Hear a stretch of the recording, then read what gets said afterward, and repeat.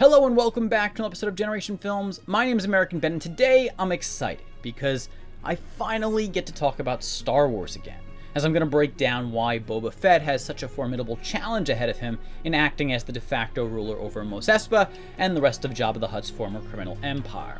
Now, to be honest, I was sort of hoping the Book of Boba Fett's plot would be centered around a partnership between Boba and Dog the Bounty Hunter as the two team up to track down high-profile felons across the galaxy. Still, the Book of Boba Fett's premise as is very intriguing.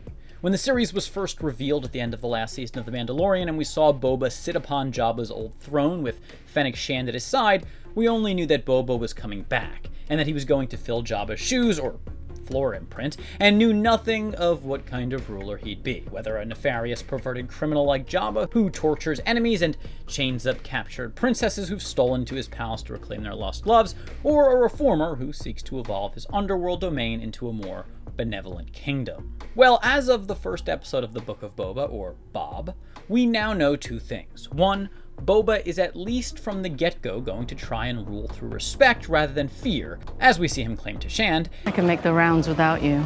Jabba rarely left his chambers. Jabba ruled with fear. I intend to rule with respect. And two, while he's going to forego throwing his prisoners into Sarlacc pits, no doubt a nod to some newly gained empathy, he will continue the notorious Hutt's practice of acting as a sort of patriarchal mafioso over his realm, or so I assume, as we do see him make the rounds in Mos Espa, and have no reservations about collecting a cut of the local business's profits. It's not really any surprise that Boba Fett would land somewhere in between ruthless tyrant and merciful dictator. He's a bounty hunter. He worked for Darth Vader and Jabba the Hutt, so it's not like he has any scruples about evil doing for cash. Mandalorians in general are dichotomous figures. On one hand, they're famous the galaxy-wide for their reputation as bounty hunters for hire who will work for the highest bidder, regardless of the employer's ethics, and on the other hand, Mandalorians of almost all factions are known for their honor and principles, as paradoxical as that may seem.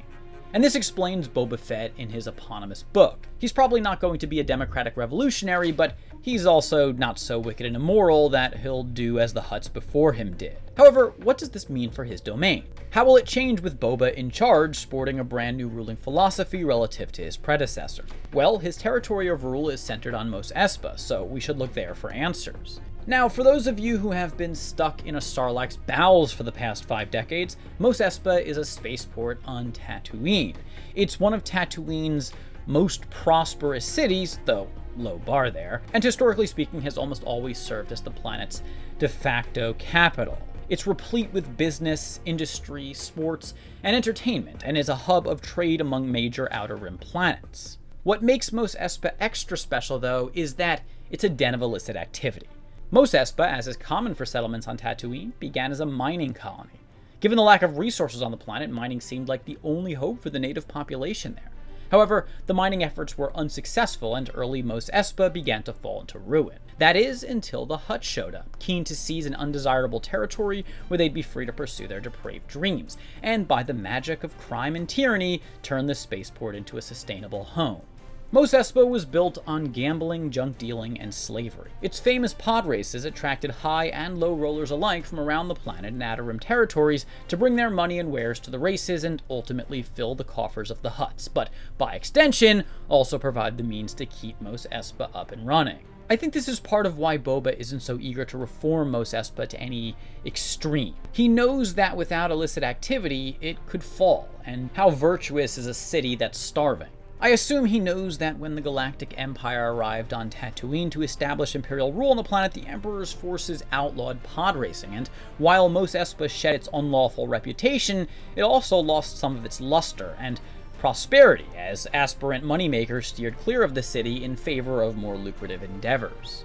As McDaniel Gunrant, who served as mayor of Mos Eisley, another major spaceport on Tatooine during the early years of the Galactic Civil War, once explained, quote, "Mos Eisley really took off after the pod races were banned.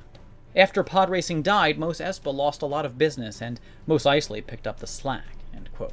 Boba knows that Jabba's domain thrives on being a black market, and if he eliminates illicit activity from Mos Espa, then the city will collapse, and another spaceport will open its black market doors to fill the newly unmet demand for illegal goods and services. When the Trade Federation blockaded Naboo, Queen Padme Amidala and her Jedi accompaniment were drawn to Mos Espa in the hopes of procuring a new hyperdrive for their ship among the planet's legion of junk dealers. By remaining out of compliance with both the Empire and Republic's mandates, Mos Espa ensures an exponential increase in demand for its vendors' goods. So what is Boba to do? He's playing it slow and smart by continuing some of the practices that Jabba had in place. May you never leave, Mos Espa.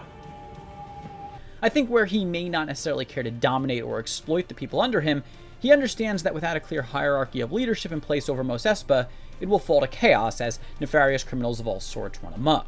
And just as well, if he doesn't collect a tithe from the various businesses in Mos Espa, then he won't have the money to maintain competent governance, and the official and probably more sinister beings who run its government in an official capacity will be left to turn the place into a nightmarish realm. Shall I kill him? He works for the mayor. Is that a no? That's a no. Boba may just be the perfect guy to instill Jabba's old domain with some balance and moderation, and if he plays his cards right, he can turn Mos Espa into a type of city in the vein of Las Vegas or Canto Bight, cities in which a culture of illicit activity is normalized, but is controlled and moderated via the collective will to keep the cash flow uninterrupted and violence from breaking out. So this will be Boba's challenge. He'll have to moderate Jabba's domain, Mos Espa specifically, by embracing its culture of vice and illegality while ridding it of some of its more undesirable parts, whether antiquated barbarous institutions like slavery, which threaten to cause revolt, please just give the Twi'leks a break already, or powerful figures in the city who are just a bit too violent and perverse to have running around. Boba is going to make a lot of enemies in Mos Espa by trying to control and moderate it. And when he shows mercy or reluctance to crush those who betray him, such enemies are going to detect weakness in him and attempt to exploit it in order to bring him down. I do not torture. Respectfully, Lord Fett, on Tatooine, you must project strength if you are to be accepted as a daimyo. Thus, we're set up for a really interesting first season of Bob, one which should feature the type of political intrigue and colorful, nefarious characters that makes the prequel trilogy so fun to watch. I'm really excited to see how Boba changes Mos Espa and, by extension, Tatooine. Anyways, I hope you enjoyed the video. If you did, please do give it a big thumbs up. And I also hope you enjoyed the first episode of the Book of Boba Fett. Let me know in the comments down below what you think. I think that we're seeing an evolution even from the last season of The Mandalorian. Seems like this series is just a touch more mature. Anyways, remember to subscribe to this channel and hit that damn notification bell so you don't miss a damn thing. For now, my name is American Ben, and I'll catch you next time. Generation Films, peace.